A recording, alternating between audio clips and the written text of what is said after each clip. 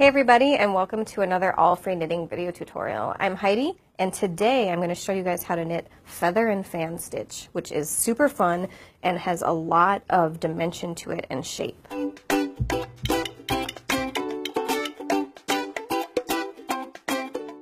So for the feather and fan stitch, also known as the old shale stitch, you need to cast on a multiple of 18 stitches, which is really wide, but as you can see in this finished swatch, this is the 18 stitches, and as you work flat, this is the cast on edge.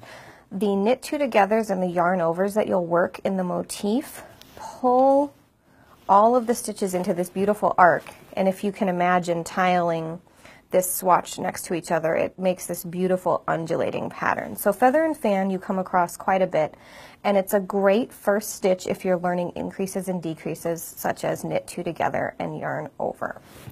So on my needle here I have 18 stitches, and so far I've done one repeat of the pattern and then started working a second repeat of it.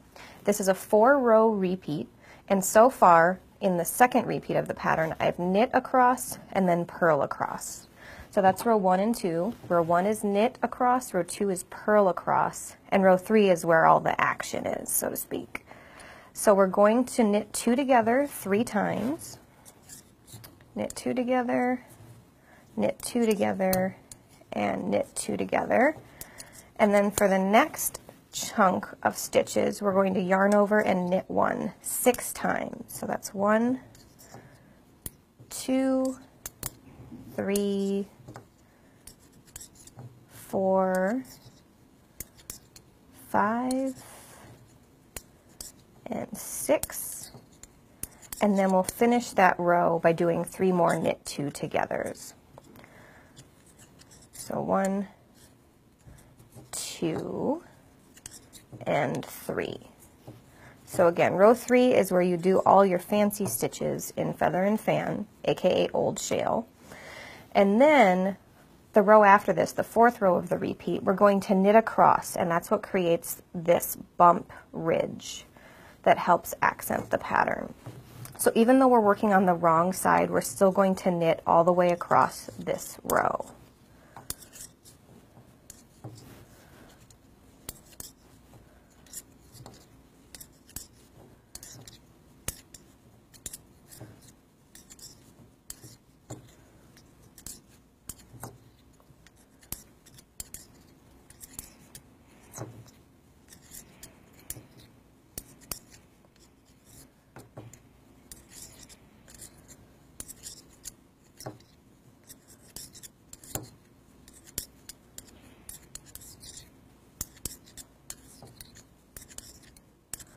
All right, now we've worked all 4 rows of the repeat, and as you can see, that last row of knitting created this purl ridge in our work, and we're starting to see the swatch arch where those knit 2 togethers and yarn overs are next to each other.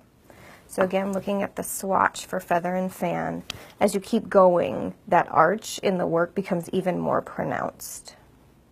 If you can think of a really fun way to use feather and fan stitch, you should leave us a comment below, give us a like if you enjoyed this tutorial, and don't forget to subscribe for even more videos.